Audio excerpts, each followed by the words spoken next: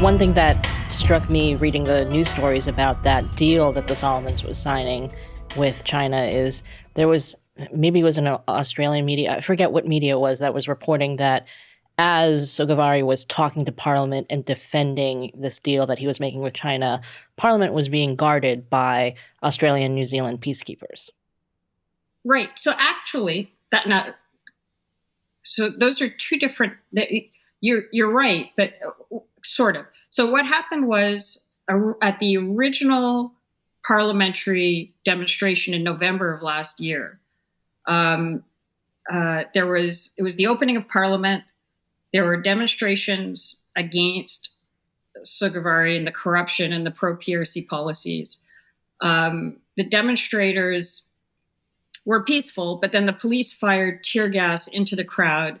They rioted. And what we're hearing now is it seems like actually the crowd was sort of directed towards Chinatown.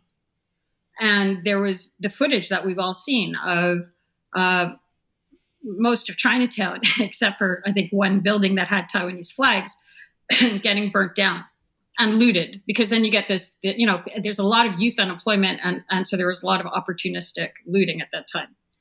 And that was when Sogavare was on the cusp of being asked to resign. And then he was saved by an Australian intervention. Then the Australians said, there's this security situation, and the government of the Solomons, which means Sogavare, have asked us to come and intervene. And so they deployed. And that gave Sogavare the excuse to tell the ministers who were about to abandon him, look, I'm backed not just by China, but by Australia. Do you really want to abandon me? And so in November, Sogavare was going to fall, but he was saved by this Australian intervention. Now, what you're talking about is Parliament resat after that very recently, and Parliament was guarded by troops from Papua New Guinea. Now, this is a whole other dynamic because Papua New Guinea is the country that's right next to the Solomons. And Papua New Guinea is a very large, complex country. Papua New Guinea has a population of around 9 million people. It's larger in population and in size than New Zealand. And it has a lot of resources, and it has a complex relationship with Indonesia because of the West Papua situation. So once you're starting to deal with Papua New Guinea, which also has a military, you're dealing with a whole other type of country. And there are kinship links between PNG and parts of the Solomons, including Sogavare.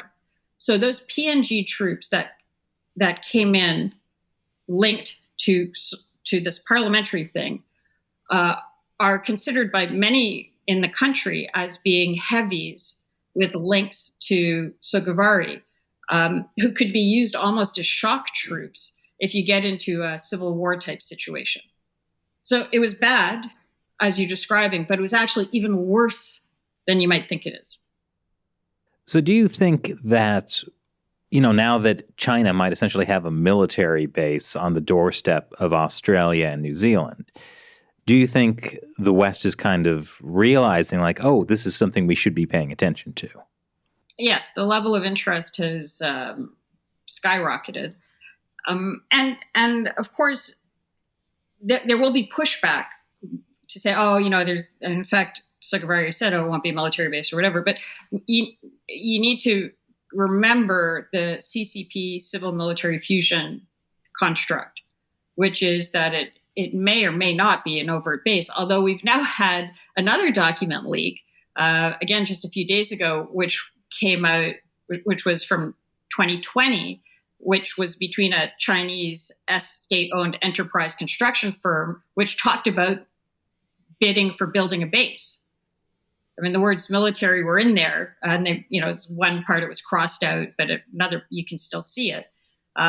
So this has clearly been something that has been contemplated since the switch in 2019. So yes, there's a lot more interest globally. My concern is that, if somebody, stands right in front of you and says, I'm going to punch you, your reaction is to try to prepare to punch back.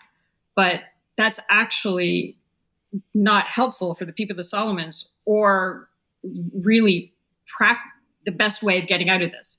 So the securitization of the construct by China, I don't think it should be matched by the Australians saying, well, we'll send in our troops. Because you send in Australian troops to the people of the Solomons, the people of the Solomons aren't the enemy of Australia, or they shouldn't be. So why are you sending in more security personnel and securitizing it? You should delegitimize any securitization through some of these other things we're talking about, the investigations and the democratization process and the elections. And the goal should be to desecuritize. And we have a blueprint for it. At the end of the last civil war, at the end of the 90s, the provincial governments of Malaita and Guadalcanal and the central government, which at the time was also headed by Sugavari, and the militias, they all signed a peace agreement. And a big component to the peace agreement was devolution of power. And that peace agreement is sitting with the UN at the UNSC. And during the over a decade that Australian-led peacekeepers were in the Solomons, they never implemented that Part 4. But that Part 4 is the way forward. It has buy-in from everybody, including the government of the day, which was led by Sugavari. So it has legitimacy. And Sudani has requested the UN come and investigate whether it's been properly implemented. And there are a whole bunch of different mechanisms that could be brought to bear, including other regional leaders, like regional partnerships with Fiji or with President Panuelo from FSM, to guide that process, which would have much more cultural legitimacy than Australian troops coming in and standing up in front of the Chinese embassy and saying, stop it or we'll punch you back.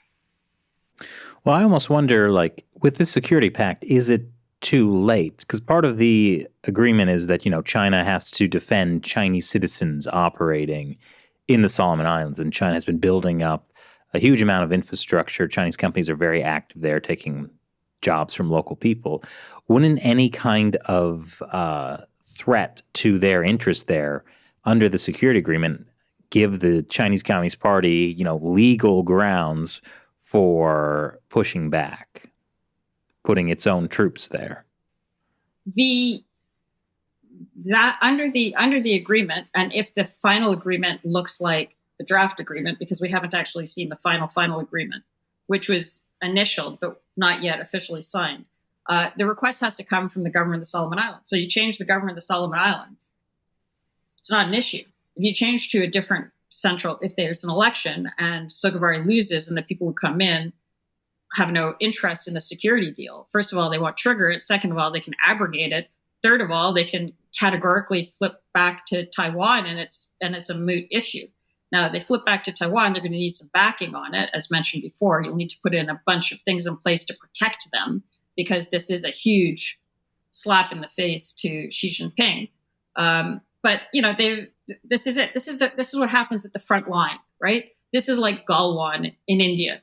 The PLA pushed, they killed some Indians. The Indians pushed back even harder, killed even more PLA, and that front has kind of the CCP has changed its approach. They're not doing that.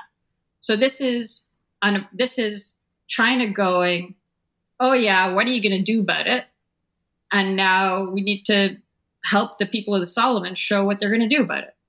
Because if you don't push back on this, you're going to see the same sort of thing in Kiribati and a whole bunch of other Pacific Island countries.